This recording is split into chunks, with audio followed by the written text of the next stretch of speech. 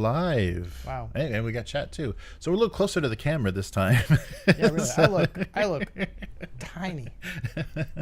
So we'll make do. But how is everybody doing? So Frostgrave, we survived another. Some people match. survived. Yeah, somebody's goats took a beating. You only had one. Yeah, right? I lost a goat and an archer. Well, my archer's just wounded. Oh, okay, yeah, okay. It'll be. He's out for a. Are you trying to make me feel bad about shooting that goat? No, he did his job. Which was one.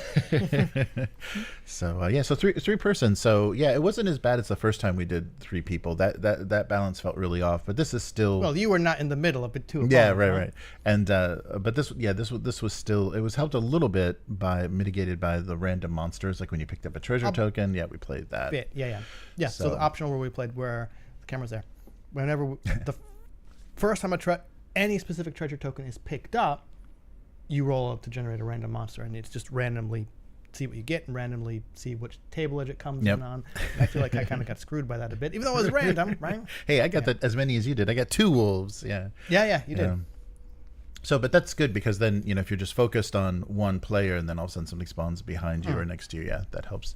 And it's just, I think stuff like that, there's objectives, and we weren't playing it's not very objective heavy. It's just get the treasure kind of stuff. Well, the objective is to get off. Off the board. With treasure. Yeah. So the, having that little bit of randomness helps make it fun. I think that's the thing that really makes Zone Wars fun. It's got a lot of randomness because you're drawing these event cards, and the way that they progress, to the end of the game depends on what cards you draw, and sometimes you won't draw a card that round. So the game it would have been a 4-round game. It's going to be 5. Okay, interesting. I'll have to go look at that. So so you can't plan, because in a game where it's 6 rounds, so I'm going to get a chance to shoot, cast 6 spells or do this.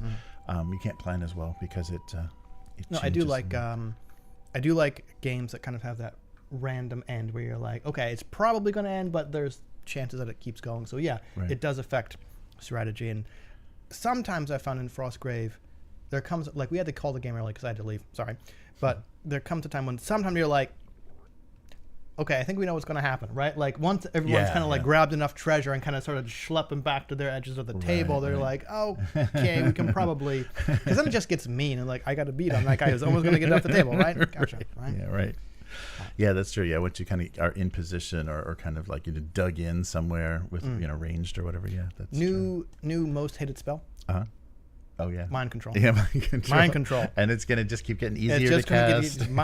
Man, nothing worse than like, okay, my marksman has a magic weapon. That guy's mine. Like, oh, that really. So yeah, you got to get one of those like health drain or something. So somebody's mind control, you just suck their HP away. Well, that was so rude. Like I had to kill my own guy to get that mind control off, right? So I'm just going to level up fog. Oh, yeah. You don't see crap on my side of the board. No line of sight. No line of sight at all, right? Yeah. Anyway. Nice. Yeah, I'll have to work on the that was great. Terrain, the big blankets of cotton wool. Yeah. Get it nailed down. Yeah, it looks very foggy. It does. Yeah. It's fog all over the place. Right? Yeah, because it's pretty easy to get off, right? It is. It's like if I keep lowering it down, it's like 9. Yeah. Right. Anyway. So you got to get initiative that first round. Fog. And get fogged up. Otherwise, here comes the curses and mind control before you can block anything. Yeah. Though I do kind of regret going a bit missile heavy with them, casting so much fog, because my guys can't see through it either. Right. Should have taken Wizard Eye. Then it's like, okay, fog. Wizard Eye somewhere else to get Wizard Eye line of sight. Yeah. Anyway, all right. That's good. I got to get my my animated skull push technique down though. Push is way out. It's out of school, so it's a little difficult to cast. Yeah. You did summon that animated skull and it just went after your own guys. Right. It's like, okay. That was supposed to be in the middle of the board. Yes. So how is everybody doing? Looks like we got a nice full chat. Yep. Nice. Abyss, Galarian, and there's Matt. Yeah, so speaking of Matt's going to host the Leastus Mostus tomorrow. Nice. Yeah, so our actual play live stream will be the game show. Game show, yes. Nerd trivia. Yeah, so people may be wondering what the that was an actual quote by Mr. Cox, CEO of Hasbro. The title. Yeah, the title of this episode. He called himself an AI bull. Mm-hmm. So he's AI Bullcox. Okay. It's official title now. All right. On the financial news. It's just for, There's a reason why this channel isn't monetized. Yeah, right. That's All right. Oh, man. Hey. Okay. Yeah. They definitely, between Kyle and Krista, they pick some people that don't speak well in public. Maybe they can reassure their shareholders, but they make us worry desperately about honestly, what they're thinking. Is there anything anyone could say that would alleviate our fears? Yeah, right. Yeah, we're selling D&D, I think would be the best thing to hear. Quote us a price, Hasbro. Yeah, I'll shill. Right. Nice. Oh, Matt's going to be Kamon's crowdfund manager. Yeah, that's right. Kamon is not doing great. Yeah, everybody took a hit during the pandemic because things, weren't moving. There were no ports to ship. And now they're back to hurting again. So, and I think it's just, with all these tariff games and then supply chain stuff. Right. Not looking good. So maybe the golden age of Ameritrash board games is over. Back to Eurotrash. All right. Back to Eurotrash. I mean, yeah, instead of all these like fancy sculpted pieces, just go back to meeples and cubes, right? It's fine. Yeah, meatballs. Nice. To come up with a sustainable meeple. I'm sure there is. Just nice. All right. So and we'll get maybe end of this month. I think so. Around like the 30th. Make it another game of Frostgrave. Back to some Frostgrave. Yeah. Are we going to start a campaign? Or are we going to start doing some? We could do a campaign. Yeah. Ooh, yeah, we should probably do a campaign. Yeah, start with something with some story to it. That'd be fun. Well, maybe like a $1,000,000 like Hunt for the Golem or something. Mm-hmm. That would be fun. So so look forward to us talking about that. I guess we're not recording it. We'll just I'll get some more photos and maybe get that posted on social media so you can see. While you're playing, you kind of forget to take photos. Right. Yeah, you get before things when they're getting good, you're distracted. Definitely. All right, so let's get started for this week. Welcome to the Weekly. I'm Jeremy. I'm Chris. And this week on the Weekly, Sigil released, or Sigil as Sigil. The Western Reaches on crowdfunding. As opposed to Eastern March. Right. Rising print on demand costs. Good luck with that. And AI Bull Cox. I like the separation there. Okay. Yep. Okay. Yes, the CEO has named himself. So let's get started. Yes. So finally, it is released, and it's as you would expect with anything WotC. It's a real half-assed kind of thing. So they're Unreal Engine powered virtual tabletop. I think we mentioned it last week, but it's in full release through the D&D Beyond platform. Okay. With a free account, you can access, very limited. You can see how it works. There's a limited free adventure, like a single dungeon setting, and like 6 miniatures. Okay. So you can at least play around with it. So remind me, it's a virtual tabletop that is supposed to look like 3D. It is. It's 3D miniatures on a table with terrain.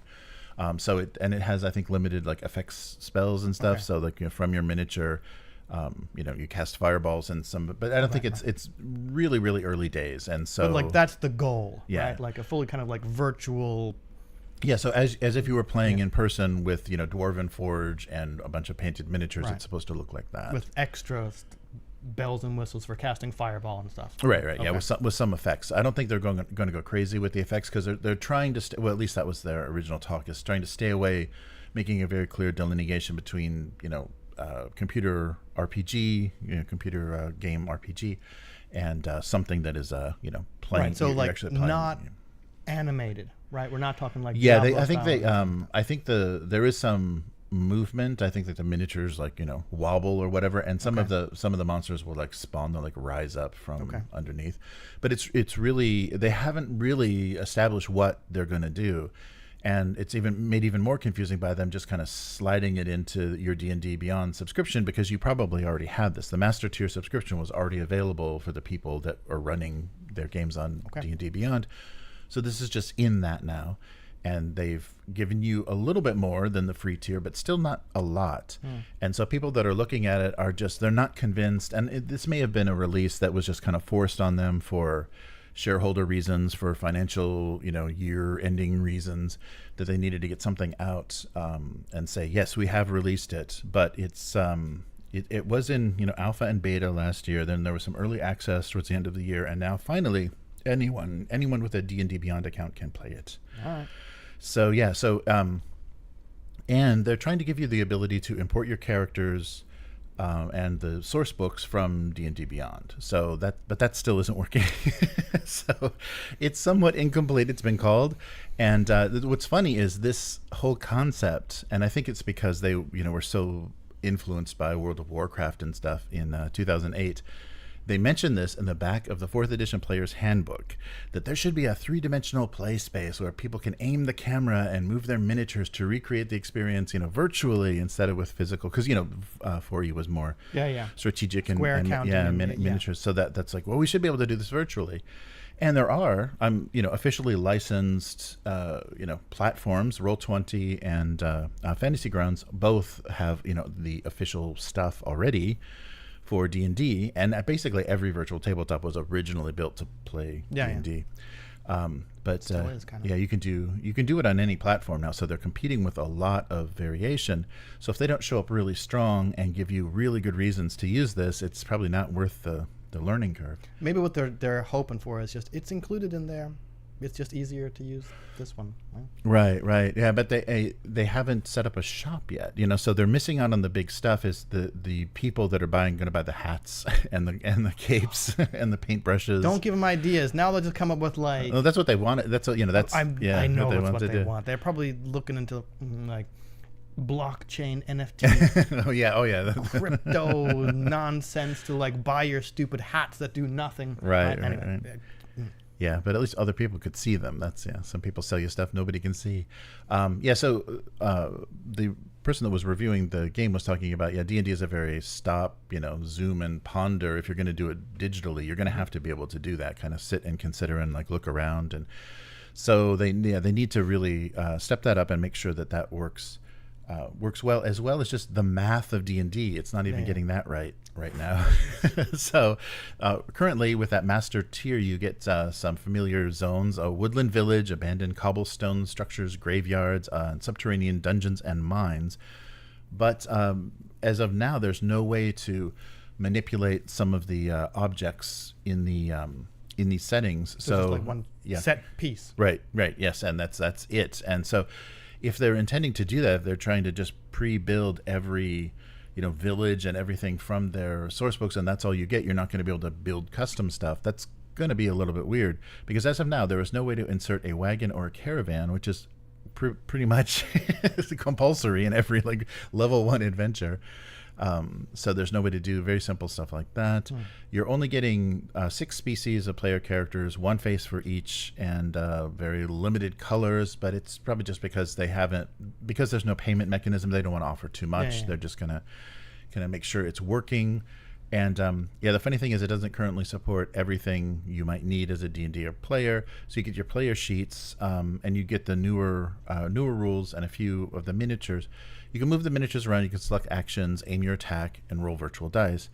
But most people are recommending you should be manually tracking stuff on pencil and paper anyhow, because some stuff just doesn't go off. Some stuff isn't loaded. And you can interact with very little. Like there's 3-dimensionality to the boards, but you're not like opening chests or doing anything. You're not playing around with. And I guess you don't. I know they've half-assed this, right? Mm-hmm. But like at what point do you blur the line between this and, like you said, an actual video RPG? Right? Yeah. Like I'm never going to use it. Never going to buy anything for it. However, maybe they should limit themselves to like, this is a 3D board with 3D pieces on it, and that's it, right? Like you're not going to get animations to open chests. You're not going to get animations for all it is the same thing you would be able to do with an actual miniature. Move it close to the treasure chest and say, is what we're limiting this thing to. Yeah, but they want.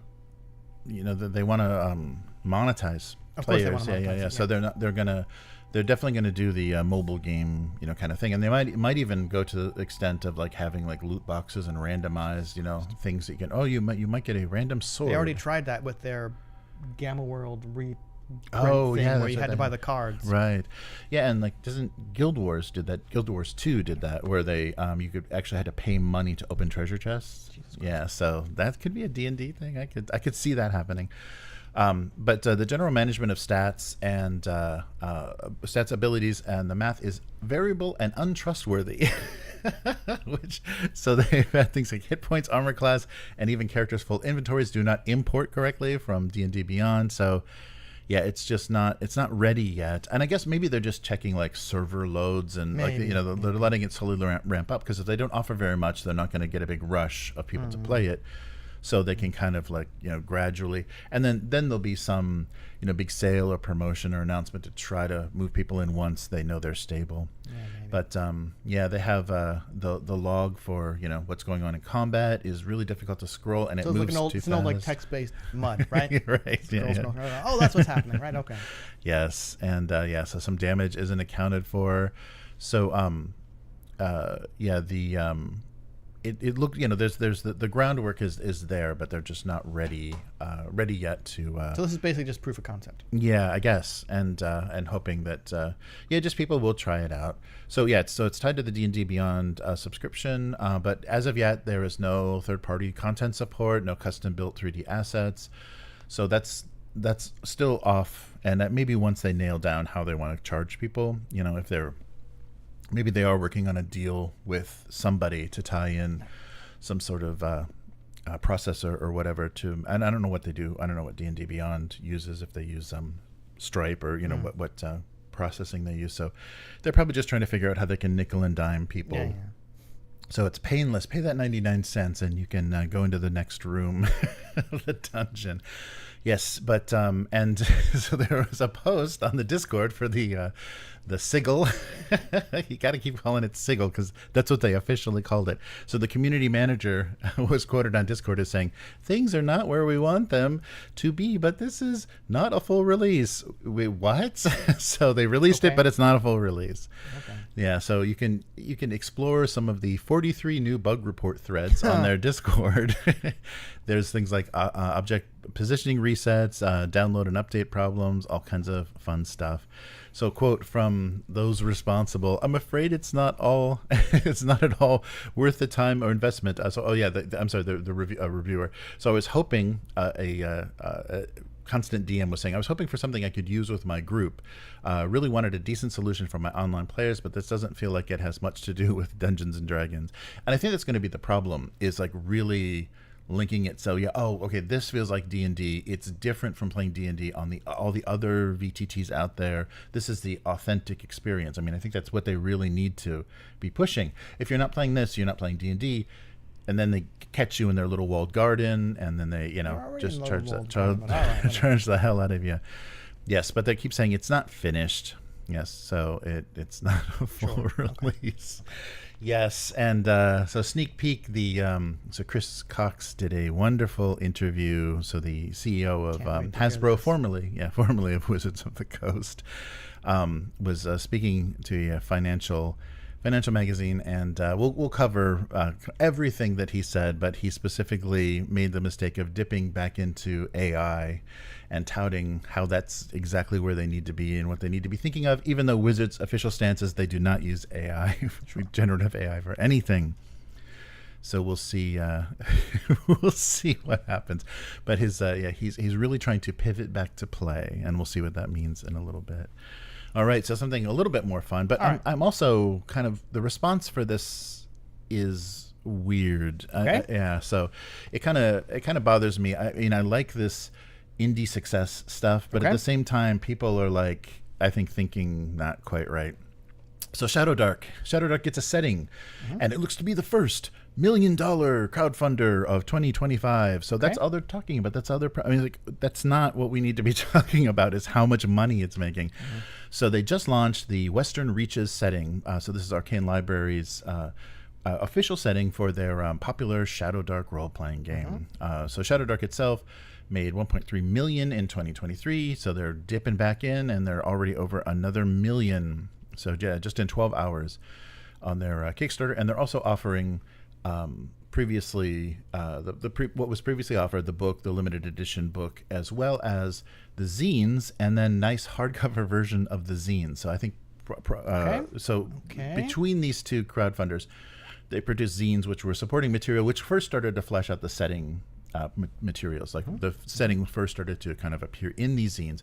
Now you can get a little hardcover box set of the zines. Okay. I mean, I do like additional stuff. Yes. So it's a sandbox environment, and also in this content you get new classes and ancestries, things like the Gloaming Forest, the Dejurum Desert, the Mire Swamp. So two 200-page digest-size hardcovers.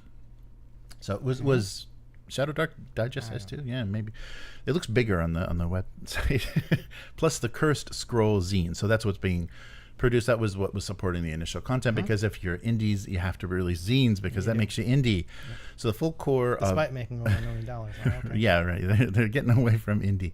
So the Western Reaches, those core books are going to cost you $129. Premium is $149, and that's going to be fulfilled by December 2025. I don't know. That's a little close. Optimistic. Yeah, because things aren't going well. Unless everything's printing right now. Yeah, right. Unless they're printing it out right now. But yeah, this article, I think this was on N-World. This article was just like, all they wanted to do was celebrate the TTRPG successes. So last year, the Western Reaches has already beaten last year's big ones, Terry Pratchett's Discworld, which I regret not backing. It looked really nice, but the timing wasn't just not there. And also, Ryoko's Guide to Yokai Realms, a 5e tome, did incredibly well last year. Didn't hear about it, I guess, because 5e. But Western Reaches is going to be an unexplored land of fragile civilizations, majestic landscapes, and forgotten horrors that lurk in the dark. So really, no different than any other fantasy RPG setting. Okay, got it. Yeah. So just reinforcing the grimdark, setting that they were kind of going for, the dark and ugly setting. So you can play as a painted witch, an armored knight, a silent monk, a scarred pit fighter, a quick-witted explorer, or a seafaring warrior. So all of this is done in the fast, elegant, and flexible Shadow Dark signature style. I saw people talking about this on Blue Sky, which is not my social media of choice, and someone responded, "Cool." Like, not in they were a bit antagonistic, but they said, "Okay, sell me on Shadow Dark." Mm-hmm. Like, and I gotta wonder. I haven't looked at this. What is different from Shadow Dark, or what is different in Shadow Dark from any other kind of retro clone, right, OSR kind of fantasy? Like, I'm honestly don't know. Mm-hmm. Yeah, and I think that's a bit of the problem, and I suspect that the only difference between Shadow Dark and all the other OSR retro clone kind of things is marketing. Okay. They just have a huge marketing budget, and so this is in your face. Right. And people are just like, oh yeah, okay, great. But maybe I'm wrong. I don't know. But for this setting, you don't have to memorize lore. You'll discover it as you go. So the sandbox style. So the world moves and grows as you explore it. So yeah, it seems like, I don't know. I mean, having this big success, I think that those big numbers of big success, especially on crowdfunders, comes from a barrage of social media advertising, getting copies into the big YouTubers' hands to do. And then it's its own kind of. Then it's its own kind of marketing. Yeah. Right, because we're here talking about it. Why? Because it made $1 million. Right, and also because this is their next big grab, and to see, and the fact that it's not diminishing returns like films and stuff are, like they can actually reproduce this success. Yet. Yeah, right. But wow, I'm optimistic. But yeah, it's weird. So there's obviously money behind it. They probably have a marketing budget that's bigger than the budget of any previous OSR retro games. Just the marketing, and that's what's generating this. And so the problem is, like, for a big publisher, $1 million is nothing. Right. Like, they couldn't do anything. They couldn't even begin to finish any of the projects that they've working on. Like, you wouldn't even get very far into 5e with $1 million. This is huge money for them, but what are they doing with it? And how much is the weird thing about Kickstarters, and some people did it early days, but it's becoming more and more rare. They need to be fully transparent, and they need to be showing us a budget, and we need to see that they put $500,000 into marketing, and that's why this is in your face. And so that would help a lot to know, like, okay, what are we really dealing with? Are we dealing with authenticity, or are we dealing with a female creator that can get a lot of attention, get a lot of sympathy, do some OSR thing? It's dark, it's old school, and it's inescapable in your face. And mechanically and the game wise, it's not doing anything different. It's just marketed so well to the right crowd. Well, I thought it was pessimistic. That itself is a skill, right? Like, okay, fair enough. Like, I don't know. I don't care about the budget. Right? But that's legitimacy. That was me personally. But if you're saying like indie cred and anything, like people always get dissed and attacked for being creators and selling out and whatever. If they are already like early days had huge $100,000 marketing, then this is not indie. This is a scam. This is a it's people putting what an industry plant kind of stuff. It's people that had this plan. Okay, we met this creator. She's doing this interesting thing. Let's push this thing hard. And I'm just curious what where this money's going, what they're doing, and why we're going to celebrate the success, because this is not the success of all indie. Oh no, this is the success of this group. Sure, and I don't disagree with. Sorry, I don't disagree with any of that. Right? I think still the best. I forget who said it or where I saw it. I think the best definition of indie that I've heard is still, if the creator wants to pull it from the shelves and make it completely disappear as if it never existed, do they have the power to do that? And I'm like, okay, that you know what? That's a really good definition of indie, right? They just say, nope, I'm done, and it's gone, right? Like, do they still have kind of sole ownership of their thing, right? Right. So, I don't know. I said I didn't care about the Shadow Dark budget because, like, I don't really care about Shadow Dark, right? I'm just not going to play it, right? I do think that Kickstarters need to be more, in general, or crowdfunders need to be more, or it would be nice if they were more transparent about exactly, here's how much money we made, here's where it all went. Right? And here's who invested in us to actually even launch this crowdfunder. Where's the money coming from that's even behind this? I don't know if they need to do... Well, that, but if you're talking politics, that's politics. Okay. Where the money comes from is politics. Okay. I don't think I need to break. Like, I thought along the terms of like doxing, not doxing, but these are all the individual people who support. Like, that might. Okay, like again, I see what you're saying, and yes, I would like to see on the budget it said this is what we started with, right? Right. And if the answer is more than 0, right? Well, then it's like, okay, I mean, obviously, but like, sure. At a certain point, I think you're getting into numbers where you kind of go, you're already supported. You're already kind of made it. You're no longer, I guess, I don't know if it's indie, but it's like, okay, you're like the mid tiers along with like Evil Hat and like Pellegrin Press and things like that. Like, you're not Hasbro. No one's going to be like Hasbro, but you're not me putting everything out like by yourself with the couple minutes you can scrap together from all the other household chores you're doing, right? So so it's just I just didn't like how what I was seeing just on the news sites, how they were talking about it, just the success. It's like, okay, it doesn't mean anything. I know what you mean. Like, it is kind of weird is maybe the best way I can put it. Weird and kind of not disappointing. I don't know. Weird. I don't know the better word. Where like, instead of going, look at this cool game, it's this game has made $1 million, and like a rising tide does not float all boats, right? Yeah. So, and it's just and a lot of this stuff. I think we're just getting this weird like indie master, or like master race of indie people that show up as a group at Gen Con and kind of do this stuff. There is becoming there's a whole nother discussion to be made about like there's becoming that like in crowd, but that in crowd tier of designers and developers, and so it's even going to be like, so indie is even hard to break into now. So I don't like not real fond of that. I like more DIY, have a big success. They could have just kept releasing zines forever on this, and have a supported community instead of what was I going to say? It was something about like, okay, I think it's kind of still along the lines of making it right?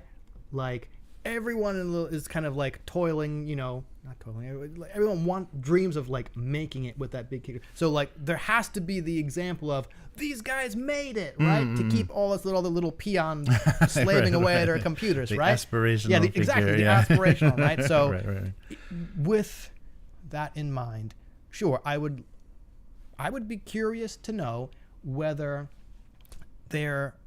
what their initial budget was, right? Like how much did they start with to get to the, and if it's nothing, well then, or very little, then congratulations, right? You pulled yourself up by your bootstraps and you're one of the ones who made it. If they're kind of like, we got all this other money from them. Like, well, crowdfunders have just been around for long enough that there are companies that specifically market them. There's all kinds of like stuff behind the scenes, so you have to get connected with the right companies, the right promotion and everything to actually have this level of success. That's with anything. And that's getting back to like cons and stuff too. Like conventions are kind of like networking opportunities, right? Yeah. That's kind of what they are mostly. Yeah. Right. So I just don't want to keep having this stuff pushed on us when it's not when it's not what people are saying it is. Anywho, but if you're an aspiring indie creator, well, good luck, because your print on demand costs have just gone up. That's why I stayed PDF only. Right. So just go to your Kinkos and bring it. So DriveThruRPG sent out a warning to all publishers. Yes, the rising print on demand costs in the US are going to get silly. So newsletter warning went out to all people using the DriveThruRPG platform, and they were saying things are rising anywhere from 25 to 50% depending on the book. US black and white print costs will increase significantly, and this is due to increasing supply costs and probably tariffs, because if there's tariffs between Canada and America, that's going to make paper ridiculous. This is both hardcover and softcover. So increasing supply chain issues. So, a lot of things are printed in the U.S. The Monty Cook books, the Talesarian stuff is Canadian printed in North America. But also there's a lot of stuff in China, so that's going to get hit even differently. And I think some of the print-on-demand stuff can be sourced from there as well. And so getting into the U.S. then it's going to be the problem. So the print supply chain includes goods that may cross the northern border between Canada and America multiple times. They're getting hit in several ways. So they're saying, there's as much as a 50% increase. Somebody even cited a 75%. So 20% for low page count hardcover titles, 50% for slightly larger hardcover books, and they don't know quite yet about softcover, but it could be even greater. Are we going to experience a renaissance of Renaissance may be the wrong word, like low page count books? Because I've said before, like this massive 500 page, I'm like, not a selling point, bro. Right. Like, when did the page? I understand. Look at all this content you're getting for this price, but like page count doesn't tell me what the fuck is in it, right? Here's your 300 pages of blank pages. Right. Yeah. So this is, of course, affecting U.S. printing only. UK, they're saying will go up probably about 3%. Well, the average is 12 to 13% for US. So DriveThruRPG, though, is saying we are not going to adjust our selling prices, except in the cases where the new printing cost will exceed the current sale price. But things may be as high as 75%. So they're just going to kind of wait, because this may be temporary. This may be a temporary shift. So they're just going to wait this out. They're not going to kill you, but it's probably a good chance that you're going to see higher prices. And we've already had that. I think DriveThru had a few years ago. I have nothing against DriveThruRPG, because they're just doing what they have to do, because like we're paying more and all this stuff. So and it's just the deal they make with Lightning or whoever their print-on-demand services are. I don't think they own their own print. No, I don't think they do. I don't know why no one goes through DriveThruRPG. Just go through some different place. So we'll see. And some user posted on Reddit that they're a publisher with several games on DriveThru, and they got this same notice. And some of the stuff that they looked at, they said it's going to go up by about 75%. This will almost certainly have to create a increase in the price of the books, even though they said they're not going to do that yet. And he's saying already that the current prices aren't even profitable. So this is unsustainable. The cut you got on DriveThruRPG was ridiculous. Oh. The whole print on demand or short print, it's not a great system, because you're basically just making a royalty, small royalty fee on your thing that you created. So it's a bit out of your hands at that point. But yeah, so we'll see what this does, because we've enjoyed this service for a while, but it may not be a sustainable thing, and so it may be that if you want a physical copy of something, you're really going to have to pay dearly for it, and it's going to be have to want it. Yeah, it's going to have to be a very rare kind of purchase. And we'll all be moving to PDFs, and you don't own any of that. Already there. Oh, yeah. Right. Well, let's get on to that new porn category you've been searching constantly over the weekend. I got about 5 minutes. Okay, the AI bullcocks. So don't type that into your search engine. So this Hasbro's Dungeon Master CEO has said he's been playing D&D for over 40 years. And so gave this statement to this financial magazine called, I think, Semaphore. And so they did a little interview in a nerd-friendly board game cafe, because of course they did. And he talked about his current campaign with the sales team. This is just nauseating. A Scooby-Doo themed adventure called The Haunting of Murkist Manor, where they had to go and figure out who the Murkist monster was and unmask a bunch of local townspeople, and then that clearly weren't the real villains. So he's playing Scooby-Doo, and that's the person in charge of everything at Hasbro. He's playing Scooby-Doo. Yeah, he's playing Scooby-Doo. So, all right. But a quote from this interview: "We pushed the pendulum too far towards the storytelling side of the ledger." So he's saying that the business as a whole, especially with their purchases in media, like the E1, like they wanted to start making movies, license their properties for movies and things. And he says that was a mistake. We got to get back to play. Which badly defocused us on investing in design and innovation. Okay, right. Investing in our supply chain, managing our cost structure. So they were, they were skipping all the logistics just to sell the license the IPs, but now they're pivoting back to play. So actually doing stuff with the stuff. What? Yeah. I hate Watsy so much for that stuff. Yeah, me too. Yes. So they can't stop putting people in front of microphones or reporters that say stupid shit.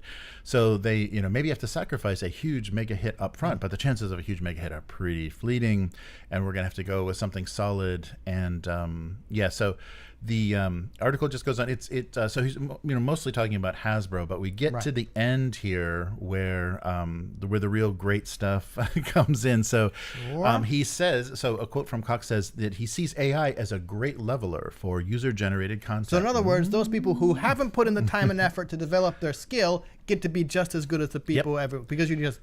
Yep. I hate this guy. Just a sentence. So the current AI platforms are failing to reward creators for their works. The interview or the writer is saying because they didn't do any work. Right, but all right, sorry. But Cox says, I think this is solvable.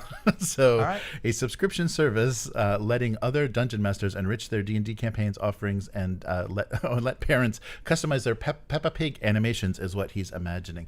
So he wants to supercharge fandom, and he thinks it's a net good for the brand. So and at the end of the article, the nice thing that he said at the end, including his own IP in there, is I'm a crass capitalist cheater in Monopoly. The worst fucking game. I don't know. Kind of rivals Catan. The worst game ever. Mm-hmm. And my man still cheats at it. Right. Yeah, so all right. You can see a lot of this thinking. Maybe this goes over well with the shareholders, but like any customers of this company, it's just like it's crazy. Because another thing that they talked about in just the production of toys and their toys based on their IPs is that they weren't serving 85% of their customers, because any exploration of the piratey toy markets in Hong Kong showed all these knockoff toys produced cheaply, and Cox thinks to himself, why can't we do that? So he wants to make cheap, that same trash level, and to feed. He wonders why Hasbro can't make toys so cheaply. Right, yeah. So because those are knockoff garbage toys. But he did, aside from calling himself a capitalist cheater, he did call himself an AI bull, because he is very pro AI and really is just like waiting to see, because he already uses. AI tools in his there was a great explanation, but basically PowerPoint is his go-to tool for DMing, which I thought was lovely. Okay. And he uses artificial intelligence tools, and he wants them to generate storylines, art, and voices for his D&D characters, because that's what he calls the great leveler, is let anybody just click a button and with stolen art, so you can stolen data sets. Love this guy, right? Mm-hmm. Like you don't want to put in the time, effort to develop your skill, Hey, he's running Hasbro. You know what? I'm not saying he's got an easy job, right? But I mean, so you look at like Matt Mercer and Critical Role, and you're like, why can't I do that voice? And instead of putting in the work to develop it, you just generate an AI voice, right? Okay, cool.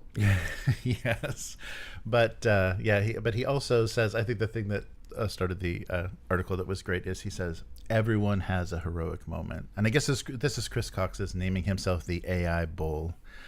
So yeah, plug that into a search engine and see what comes up. Everyone, yeah. So that's the problem with what's going on with D&D. Kind of shame from. Yep. Yeah. This guy must have a kink shame fetish. Yes.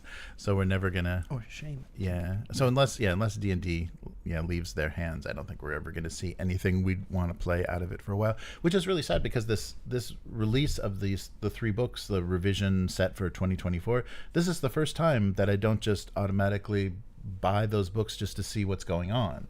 I just have no interest. Your restraint. Yes. No, but seriously, that's really sad though. It's like really sad that they've tainted the brand enough that I'm just like, why even bother? Because it used to be like an automatic buy, every time that came out. I don't think they're at the point where they've soured enough of the fan base, right? Because with the OGL thing got mentioned is why Shadow Dark kind of popped up, right? Right. The OGL, like, we were in our little designer bubble and everyone seemed to be talking about it. I think outside, like the people who just play, and I'm not using that as a disparaging term, like the people who just play, they're like, what?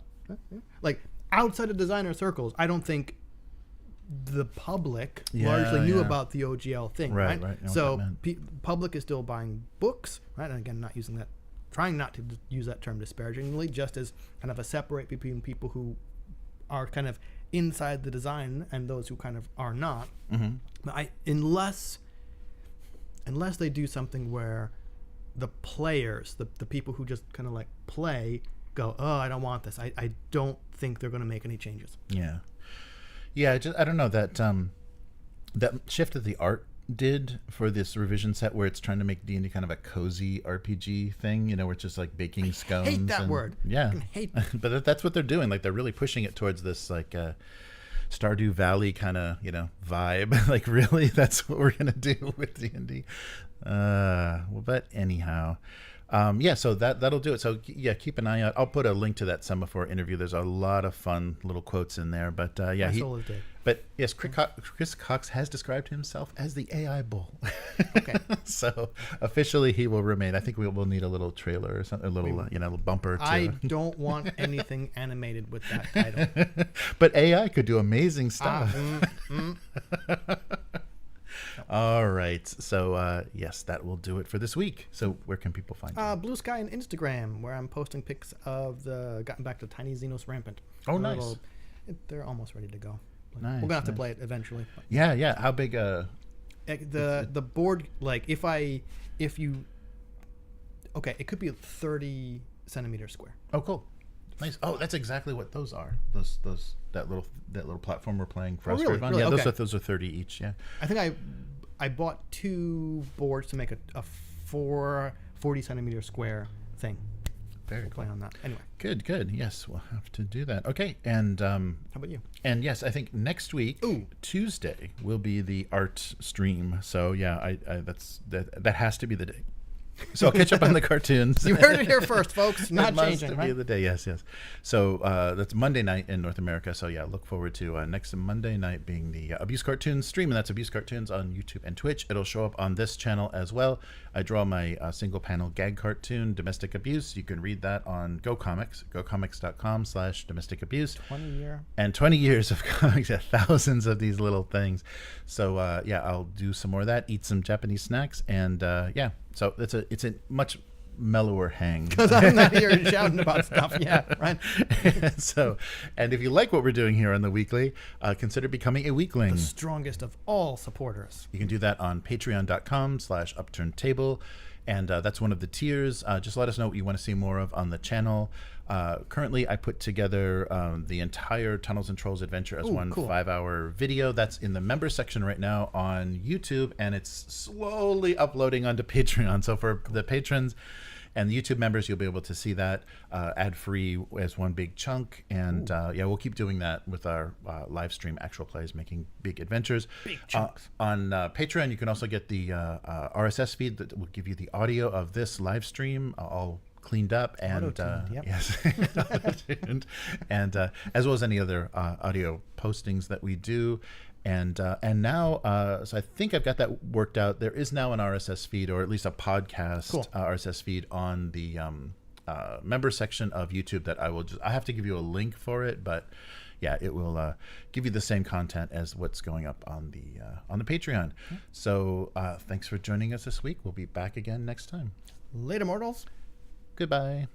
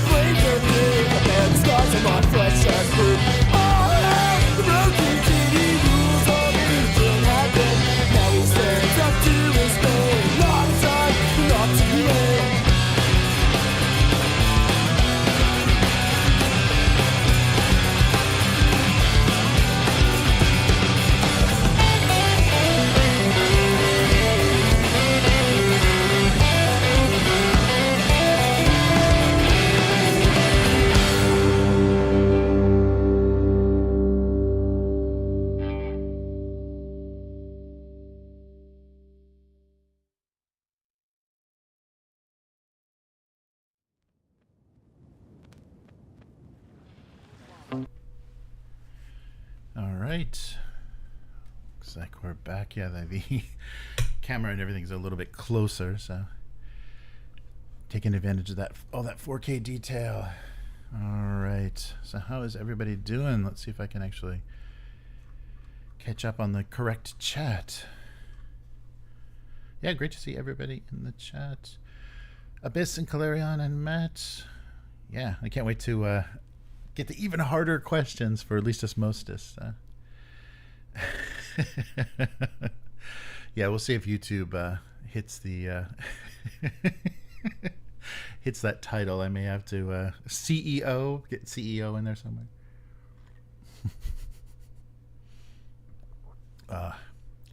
Yeah, that's right. Yeah, Come On is not doing well.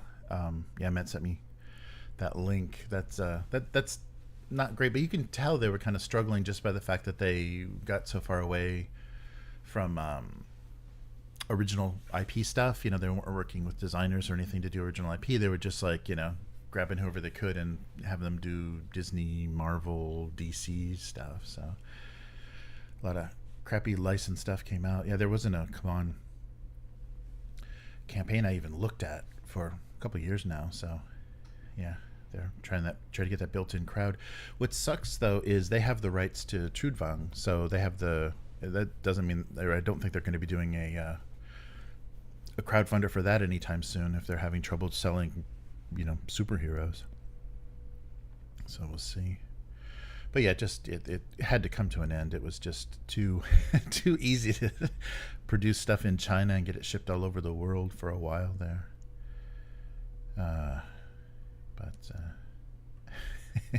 Yes. Yeah, no, Matt, we haven't got to figure out a good way to record it. We got a new guy playing with us, so we didn't want to put and this is like the first 2 games he's ever played in his life, so I didn't want to put the pressure of recording. But we should figure out kind of a standard way to give a good, and maybe just us off camera, just like the dice and the overhead camera. Yeah, so we'll have to see. But yeah, there should be some way to document that because it's fun. They've been really fun games, and the spells are just getting, because I think he's a necromancer and I'm a witch, and Chris is playing something nicer. And so it's just curses and mind control and evil things. Yeah. Yeah. So, and always in the three player, we did deployment on corners, so Chris was pinned in between us. Yeah. So that's why we also did the random monster spawning, is because it you know, mitigates the focus you have on the cornered double teamed enemy. Hey Vero, how's it going? All right. That's right, I haven't seen Orcus because Abyss is here, and yeah, you gotta log in twice. Hey Andrew, how's it going? Yes, I think you're right, Andrew. Sigilsim's very undercooked, and I wonder why they're releasing. I mean, they don't.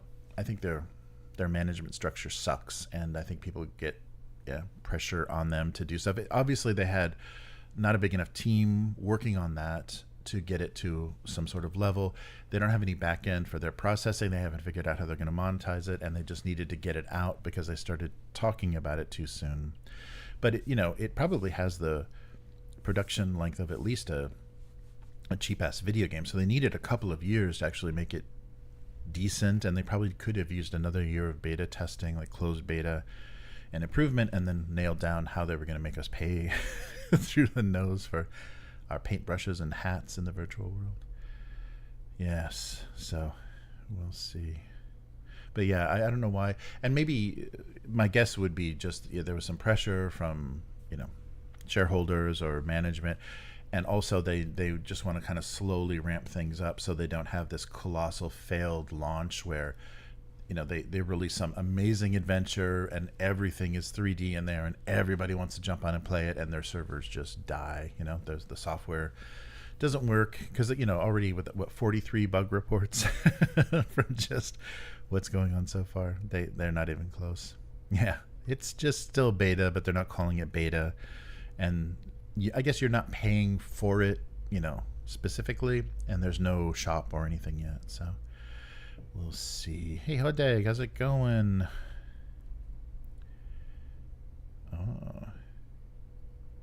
Oh yeah, Yaziba's got nominated for a Nebula Award. Wow. Is that for writing? Is that yeah, I think that's that's crazy. Yes, Abyss is saying for getting Shadow Dark's biggest boon and best marketing is it was around the OG. Oh, that's right. Yeah, Chris mentioned that. Yeah, that's right. The timing for that was good. Some alternative. Yes, Shadowdark has some fun ideas. This is Matt, but it was just another new OSR thing. Probably fun, but had similar experiences. Yeah, it's really piling up. And the ones that are influenced by the other ones that they are crediting each other and they're just kind of modifying the experiences. A ton of that, and I'm happy with Warlock, or I'm happy. There's like I'm already. I don't need to go much further, so we'll see. Oh no, Hodag didn't get asked to do art. That sucks. Yes, yeah, GL was January 2023. Shadowdark was March. Yes, yep. I think you called it, Abyss. I think the OGL thing, helped them. But I really suspect though, because it was inescapable. Because I wasn't on Shadowdark before before they launched their crowdfunder, and it was inescapable on social media marketing and stuff. So, and those are big buys. I think to get that targeted marketing everywhere they need to get it, they probably put some big money up, and I think that's just become a standard thing. So how is that indie? You're not getting a single creator doing that. You're getting someone that has maybe a YouTube following or a social media following, but you're not doing $1 million.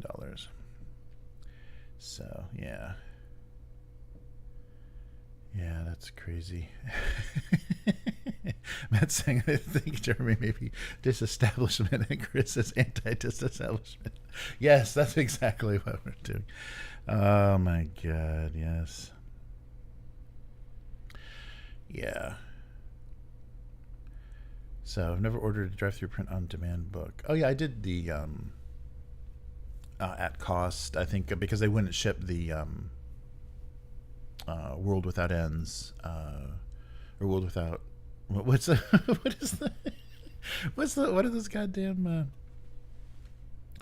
Crawford what is it, the with the Limitless one. Yeah, I've done a couple of those from crowdfunders where they give you an at cost print on demand thing, because the shipping is really reasonable for some reason to Japan, so they must be printing them somewhere friendly to Japan, Australia, or someplace. But the Without End books, and they're okay. I mean, definitely nothing close to the offset print stuff. And early days, I think Chris's Sprawl book was print on demand, and it was actually decent. I think the quality has taken a bit of a hit, because I've seen more recent stuff. It's not been great, but yeah, we'll see. We'll see how bad it gets, because if the quality is going down and the price is getting ridiculous, it's just going to be unsustainable. Nice. Oh yeah, where's Carolina? That Miguel guy. Full of bull. That is Chris Cox. I linked to that interview. It's the worst. I mean, him talking about how he runs his games and stuff was so depressing. Just like, what a cheese ball. And it's probably like, that thing where you can't, you can't refuse. It's like, I want to run a Scooby-Doo, adventure this weekend. The marketing team's like, okay, great, Chris. Yeah. See you online. But just how he talks about going through stuff is terrible. And the thinking, a lot of the thinking about where they want to be with this stuff, between that other Chris, I forget their technology Chris, I think that was at WotC, that we haven't heard anything from after he said all of his crazy crap about getting people plugged in and how to milk them, and the previous is she still the other Microsoft head of WotC? Yeah, just talking about under monetized. Yeah, but their thinking is so bizarre. Just like him saying, we're missing 85% of the world's customers for our cheap toy junk. It's like most people can't and will never be able to afford that crap, and they just need it produced more cheaply and stuffed in their face. They don't want Peppa Pig. They don't want any of that crap. Just leave them alone. Yeah, it was very strange. Abyss needs a shower. Crazy. Yeah, it's nuts. Sorry here. Yeah, so we'll see what. Yeah, walled garden folks are completely ignorant to the scandal for quite a while. Oh yeah, that's right. When Chris was talking about the players didn't know. And the OGL thing, I mean, because they're just having fun with this game and this content and don't really care. Just like Apple users and everything, they don't care how iPhones are made. They don't care. Once they got locked into that walled garden and had everything, their iCloud account connected, everything. It's like, yeah, we don't care. The blood and guts that goes into any of this. So it's the same sort of thing. It's just and I think that was most of the disturbance we heard about it in the news from the third party, developers for 5e. They're like, what's going to happen? We literally have a business based on this, and you're going to shift it away. But that happens a lot when these platforms are created. Do you guys remember? I mean, this is probably really dating myself, but early Facebook games, that weird HTML based stuff that they were doing on Facebook. Like people were making like Zynga. I think Microsoft eventually bought them, but a company was built on these microtransaction-y kind of shady, like get your friends to heal your plant your corn, or heal your soldiers or whatever. Those social games, that was a huge thing. And then Facebook just said, we want all of this ourselves. We don't want to be other companies parasitically making money. And they just shifted the whole platform, and it just overnight just died. So yeah, WotC could be pulling that with 5e. There was this ecosystem that developed, and they're like, well, we could just be making that money, and then they just ripped it up from it. At first they tried the OGL thing where we own anything that you do for us, and then they're like, well, that's not going to work. Well, let's just build a wall. Yeah, so we'll see. Yeah.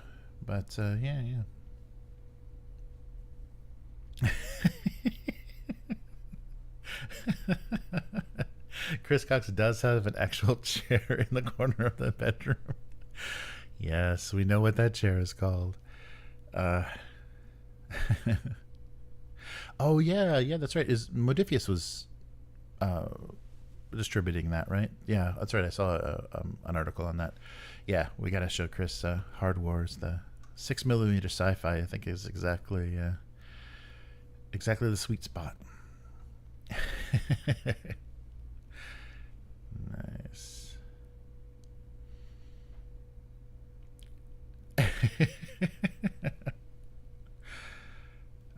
Yeah, quite a bit of fun there. Oh boy. What did I miss? Anything? Oh, hey Andrew, how's it going?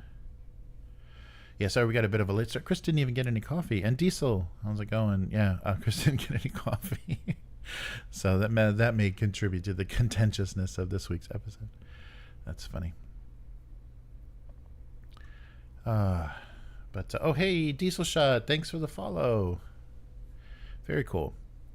Much appreciated. That helps a lot. Yes. So yeah, we're getting there. We're almost at 3,000. We got to figure out what to do when that happens. But I'm not expecting that to happen. I guess we're actually kind of close.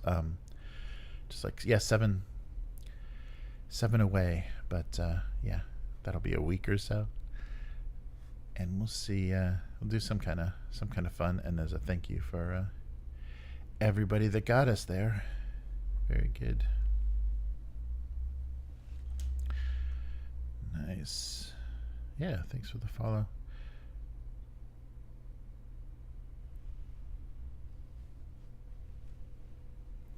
Very cool.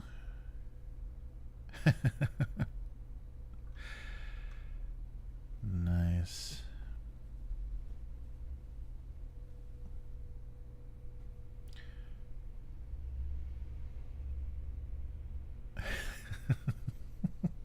So yeah, we'll see We'll see how it goes. But yeah, looking forward to the At Least Mostest. Yes, there we go. Farmville. That's right. That was one of the classics. You got relatives or classmates you haven't talked to in years telling you to come harvest their cucumbers or whatever.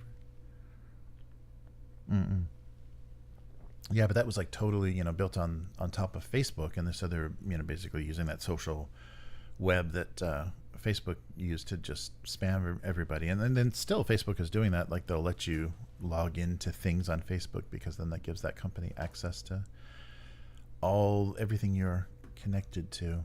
Yeah, it's brutal. Yeah, so I don't know what we're gonna see. Definitely Sigil isn't doing much. Yeah, I'm curious just to see it sounds like people are going to have very different experiences because depending on what system you're running it on, it's Unreal Engine 5, so some people are going to have real nice experiences and some people are going to have a real jerky, not very smooth, dragging things around and having kind of lag in how things are updated. So yeah, we'll see how that goes. Oh yeah, Congregate. Yeah, Abyss is taking us back. Yeah, I just miss all that Flash development. It sucks that Flash animation and stuff all died, and mostly because Apple, wouldn't back it because Apple's crappy low memory phones aren't going to play Flash. So yeah, basically them not adopting it killed it. Yeah, I did so much. Like most of my early animation career was all Flash stuff. So that sucks. It's all gone. Nice. Jerky sessions. Yeah, just I don't know. And I think they didn't think it out well enough because they talked about when they did that demo video early days. Remember that everyone's sitting with a laptop around a table but looking at a laptop so they can see Sigil. They haven't kind of drawn that line between what is a video game and what is a virtual tabletop for just for what WotC is doing. So we'll see if they can get that more fleshed out. But it's really gonna once we see exactly how they want to monetize people on that, it's gonna be ugly because they could either do that Roll20 thing where they've got tiers of membership and the top one gives you free content and you'll have stuff that nobody else can nobody else gets, or it's just because if they make everything, if you can put all your homebrew and all your own assets and even your own 3D assets and stuff in it, it's they're not going to be making enough money off of that. Or I guess if that's only available, that's the thing that was so frustrating is the scripting libraries and stuff for Roll20 are only available if you're paying $15 or $20 a month, and those things really make Roll20 functional. And without that, it's not a great platform because even the official things that are built for Roll20 are pretty poorly done, so the functionality is not great. So yeah, they got to beat that, and that's funny because 3D is the only thing they have, and I think there are modules for Foundry that give you 3D assets. So it's not great, it's not Unreal Engine 5, but there is the ability to do that already on a very simple way. Sigil, a sigil survey. I've never heard it pronounced Sigil.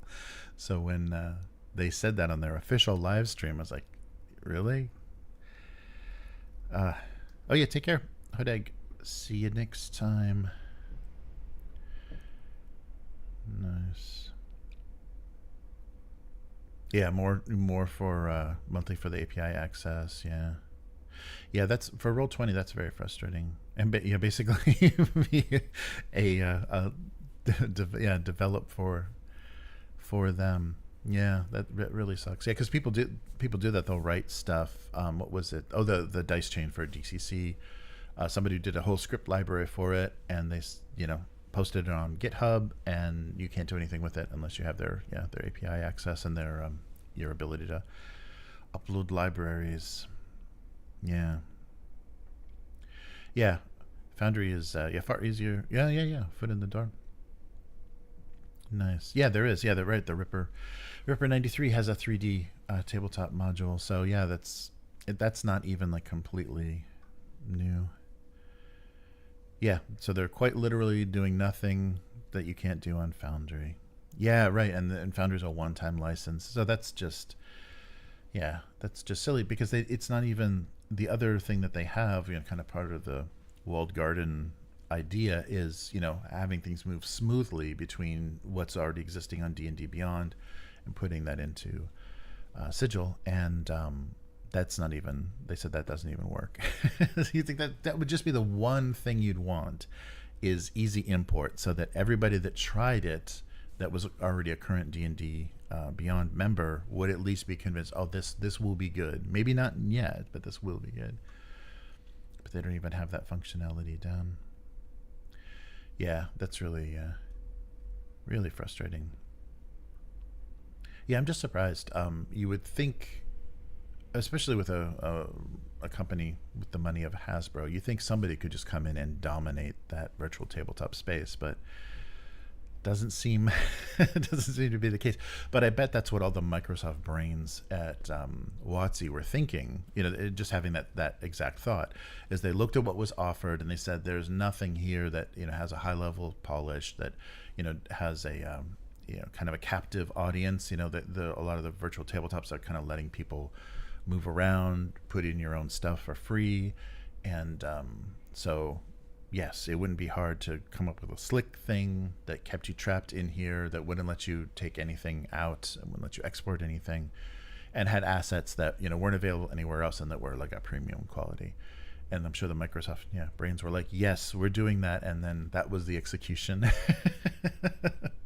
That's what they came up with. So very strange.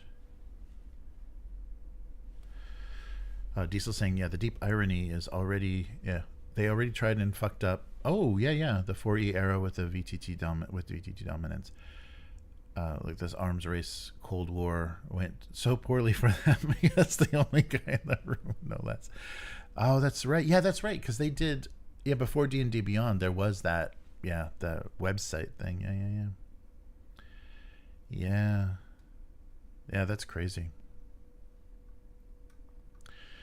That is, that's crazy. They've never, I think, and that was a, totally, they own it now, but that was a totally, third party person. I think it was specifically a person that did the D&D Beyond, was running D&D Beyond, and they just absorbed it, but they couldn't themselves execute well on, on their own just online presence. Which is crazy. Okay, should we do that? Oh, Matt, that's right. Matt demanded a survey. Let's do that. Is it Sigil or Sigil? Let's see. Or C-I-J-I-L. I'll do it this way. All right.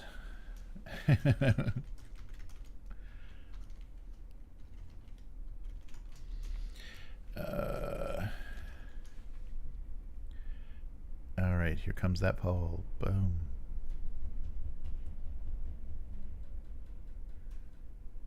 What was that?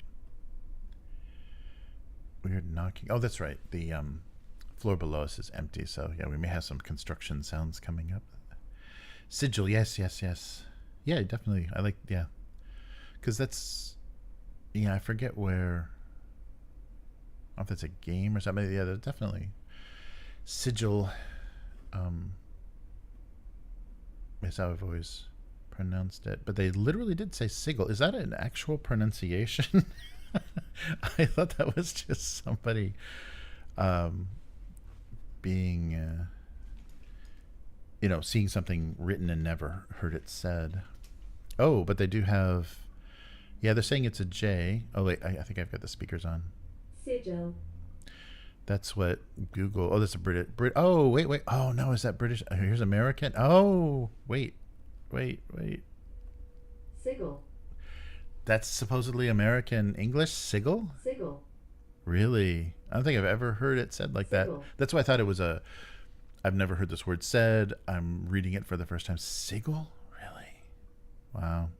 So I guess it's just American and UK? That's bizarre. Sigil sounds much nicer. Sigil is almost silly. Sigil. Yeah, but if maybe that's the official, because the DM said it on the live stream, so that when they were demoing it, so that must be the official American Chicago style guide way they're gonna say it. Yeah, crazy. Oh, okay. There we go. Planescape. That's what I was thinking.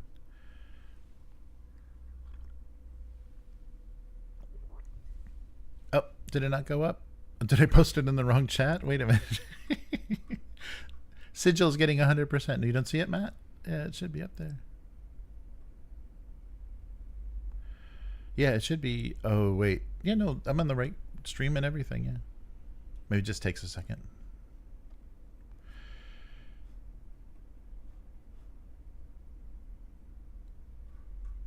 Yeah, I don't know if it scroll around there. It should be up there. Yeah, it doesn't. It only if you're on the actual YouTube page does it show up.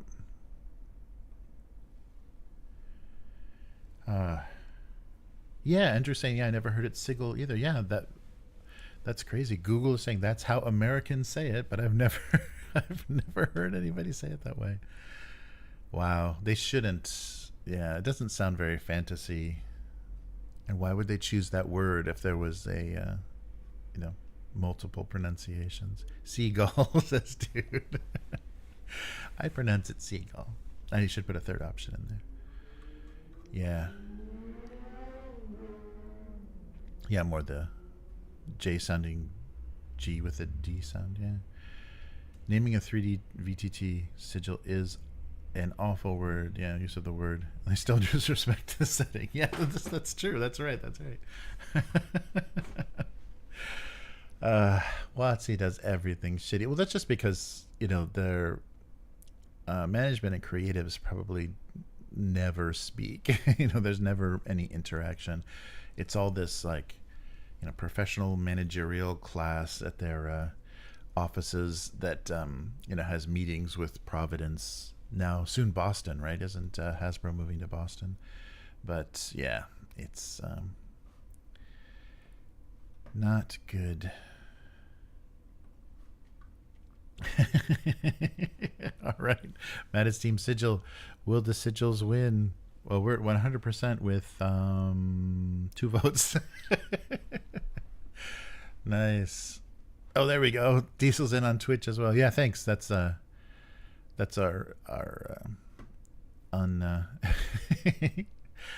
unloved the unloved platform that we're on. Yeah, I finally got my I was having trouble getting my Japanese Amazon Prime thing linked with Twitch, because that gives you 60 days of video VOD storage as opposed to 7 days. But it wasn't. It was arguing. It wasn't seeing each other. But finally, that's hooked up. So that should be fine. We're just going to take a big hit on storage. April 19th, we're going to lose 150 hours of video on just because of highlights. I was doing full stream highlights for video storage, and finally they've said no. Oh, and somebody else just did that too. Shoot. I think Facebook. Yeah, Facebook just recently said we're not storing your video anymore. So all the live streams that are up on Facebook, it's only going to be live, when it's live, and then a few days after. Nobody wants to be a YouTube, so they're not going to store your video. And I'm supposedly streaming to Facebook, but it didn't pop up. Oh, there it goes. Sigil. Sorry, that's really funny that is the official the official American English pronunciation.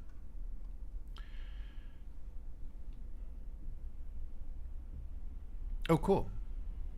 Yeah, I have it both on Yeah, they are linked. Yeah, thanks, Diesel. Yeah, YouTube and Twitch are linked. So I won't worry about storing because it wasn't getting any views. Like any of the highlight stuff I was saving wasn't getting much views. All the views, sorry, jeez. All the views were just from the live. So yeah, it's not a big loss, but everyone's shifting that way. So yeah, that really, you definitely realize how generous that is. I mean, it's just, giving them an ad platform, but that is hugely generous that YouTube allows you to store, because we must have like 1,000 hours of stuff on the YouTube channel, with all the actual play live streams and stuff. Yeah.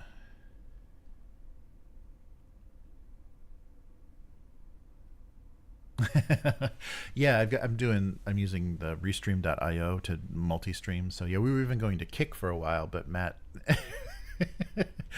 hated all the crap that popped up from the if we could stream to Kick with the chat turned off, maybe that would be a a platform to use.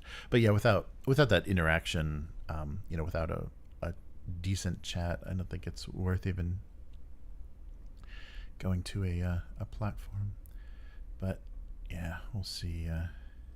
We'll see how it goes. But things do keep just getting worse and worse. Yeah, and I think we'd have better luck with Twitch if we stream directly only to Twitch. But yeah, I don't know. Both are just okay. We got monetized on YouTube first, so that was our emphasis, or that was where we kind of focused our efforts. Cool. Yeah, and Facebook is just just for my distant relative to say, what the hell is that? When those chats, the live streams go up there. Not exactly, and I don't think, just because of how bad the algorithm is in discovery is in Facebook, I don't think anybody sees it. I would have to pay money to promote the live streams for anybody in tabletop groups or anything to see it. But yeah, that's one thing. Yeah, so next Monday, will be the Abusecartoons stream, and tomorrow about this time we will be doing Leastus Mostus, if we can get the everything to work the same way. Yeah, so we'll try the cameras and or just the just images for the players. Because Discord doesn't cooperate. It seemed that at least doing the cameras in Alchemy worked the best, because they give you a row. Yeah, and for some reason I wasn't able to get anything that last time we used Roll20. I couldn't get any of those big boxes of the icons, for the players to go away. So it was a pretty ugly looking desktop for DCC. Yes. So we will see. Oh wait. What's going on here? I lost my mouse. Oh yeah, Mordheim. Yeah, right. Yes. Yeah, I don't think we're ever going to get Mordheim back, just because of the the old world thing would have to be super successful, and I don't know the timeline. I don't think Mordheim happened too late. Tariff-pocalypse is upon us. Hey, Miguel, yeah, definitely. Oh, Catalyst announced, they'll be raising prices the next 60 days. Yeah. And that's the thing is, even if this tariff stuff is just going to be temporary, and it's just America fucking around, with just kind of bullying markets, the prices aren't going to go back down. They're going to say, just the fees and stuff on airline tickets, once they went up after 9/11, it's well, there's no reason to bring them down, because you already went for it. You already, took you kept buying them. So that's going to be the same thing. Yeah, tariff-pocalypse is upon us, and the prices are never going to go back down. And so Games Workshop has Games Workshop has another excuse to raise prices again.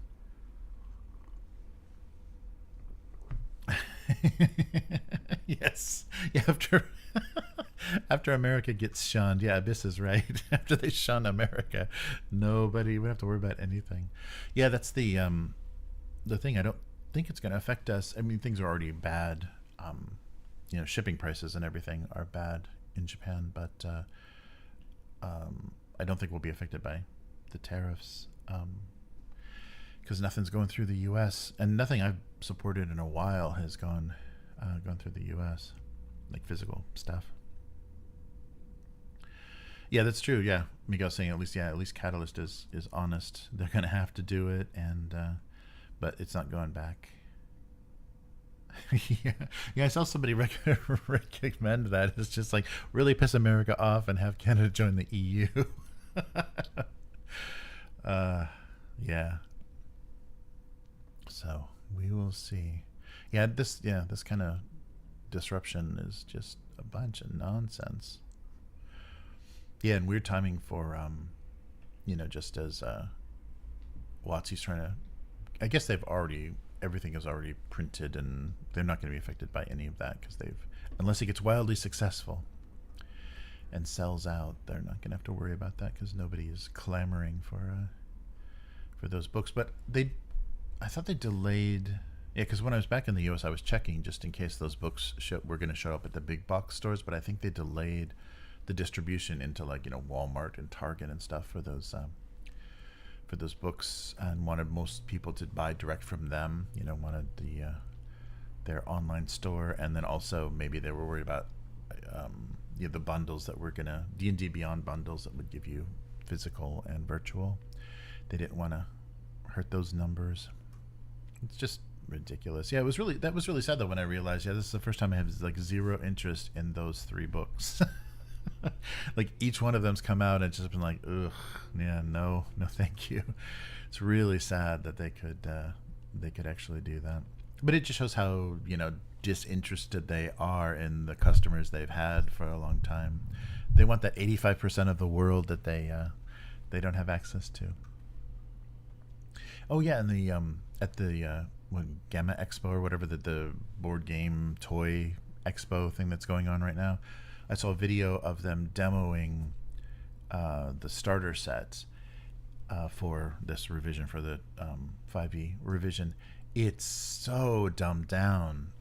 It's crazy how you literally could get a 5-year-old could play D&D with the way that they've the character sheets. I guess Daggerheart, the character sheets are all card based, so you just lay down your class and your race and your weapons as cards in these slots on a piece of paper, and everything is just spelled out. Roll the die that looks like this and +5.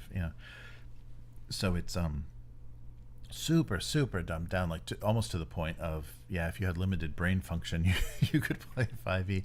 That was really weird.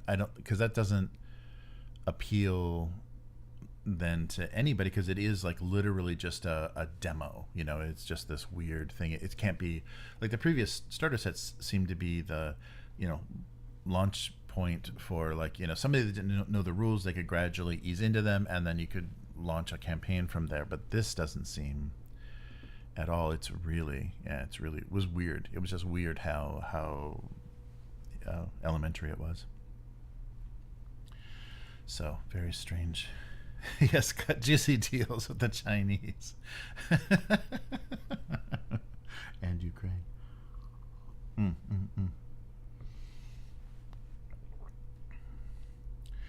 Miguel says, but I dread the moment they discover that a bunch of games come from the U.S. Yeah, D&D books will be €100 each. Oof. Yeah, that's true. Yeah, they're already. Yeah, that was the thing too, is they weren't selling them. They're selling premium books, and these are not. These are cheaply produced. If you compare, well, I guess it's comparable. The Paizo books and the WotC books are kind of comparable quality. They have binding issues and stuff, but a lot of the smaller press stuff and everything, if you get a big hardcover, it's really nice. That Tunnels and Trolls, I guess that was produced from a crowdfunder, but that deluxe Tunnels and Trolls, that thing is going nowhere. It's really sturdy, really nice and even like the DCC stuff is produced well compared to just the crap. I mean, the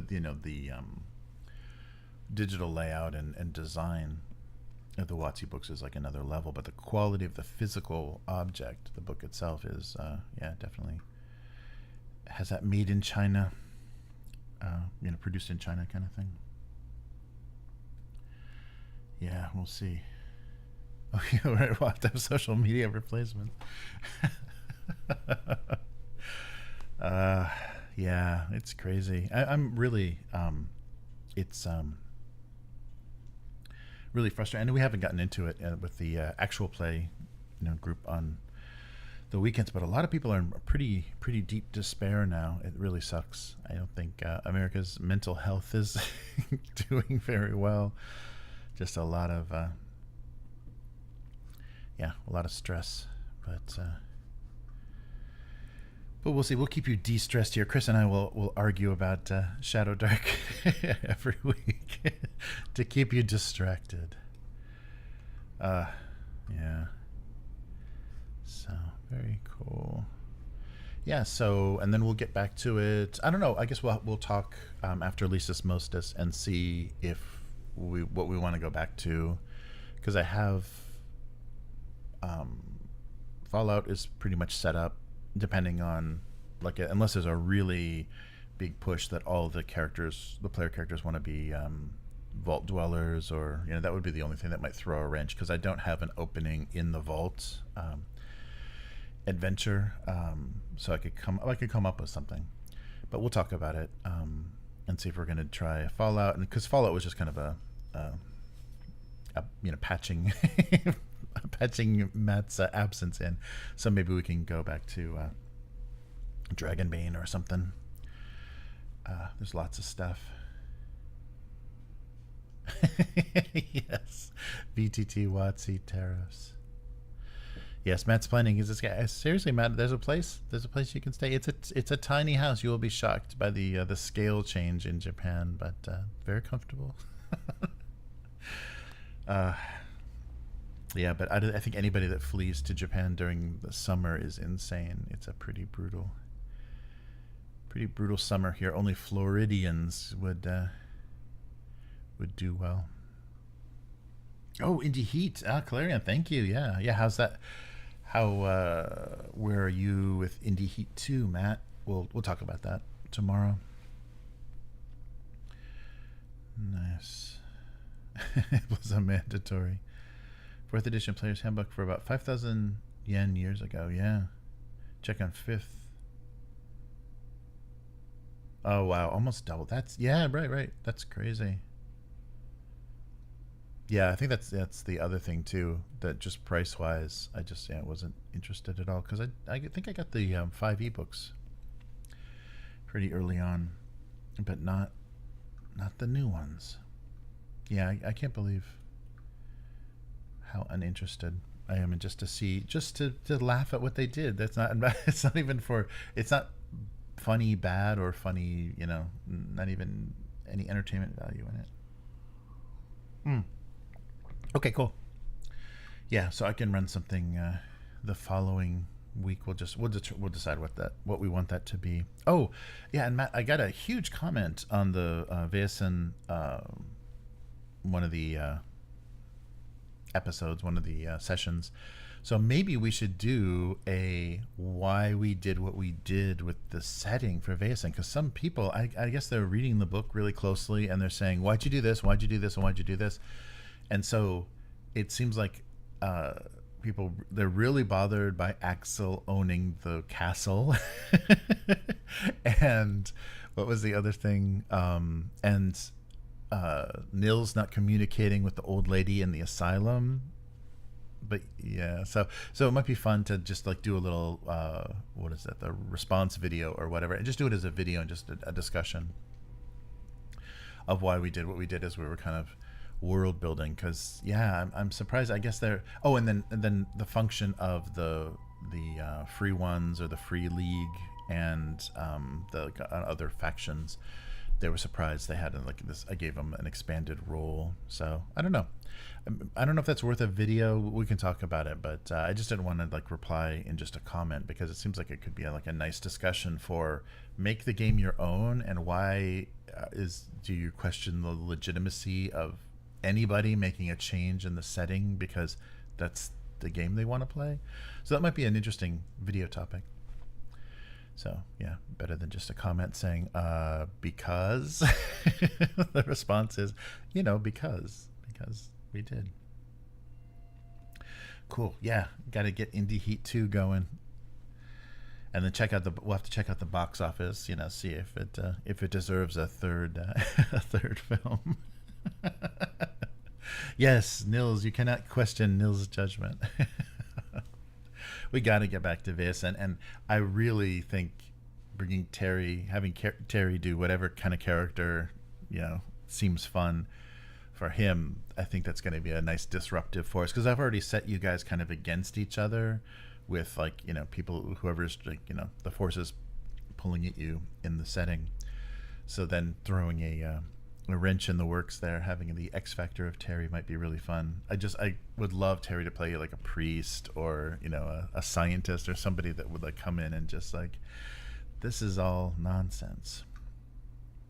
Yeah, so we'll talk about that and let you guys know. So sorry, we were going to everyone was just absent or sick for so it would have just been Will and I for Fallout for last week. But and it was just going to be character creation anyhow. We weren't going to start anything without Matt. But Matt didn't get a surprise character. Yes, and Revenant Nils. That's right. Yeah, the ideas you guys had already for bringing Nils back were good.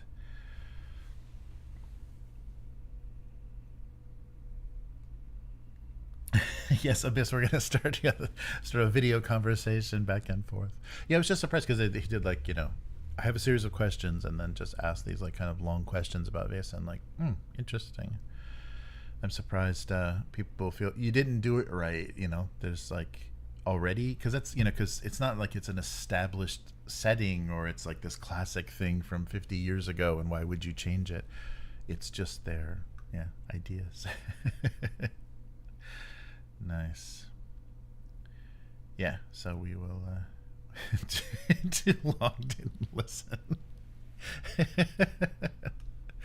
Nice. Yep, that's what I'll reply. I'll auto reply any over a certain number of characters in the comments. Nice. All right, but so Lisa's Mostis tomorrow, and we will get back, hopefully get back on our more regular schedule with some actual play-in. So that should be good. All right. So, thank you, everybody, for the active chat and your great support for the site. Big thank you to the members and patrons. And like I said, I got an RSS feed thing going for the audio. So we'll hopefully get that working. And the full Tunnels and Trolls, all 3 sessions, in one big file are going to be both on the members area for YouTube and the Patreon, because I think Patreon is just number of hours, because I upscaled it to the 4K video, so some of the video looks a little nicer. So we'll see how it goes. But take care, everyone, and see you tomorrow at this time for some quiz show. So Lisa's Mostis, and I think Matt expanded the rounds, so we'll play, I think last time was only an hour or so, 2 hours, so we'll play a little longer this time. Very cool. So Andrew, good to see you. And Diesel, thanks for the follow. We'll keep popping up on Twitch. And we'll get things going. So take care, everyone, and I'll see you next time. Goodbye.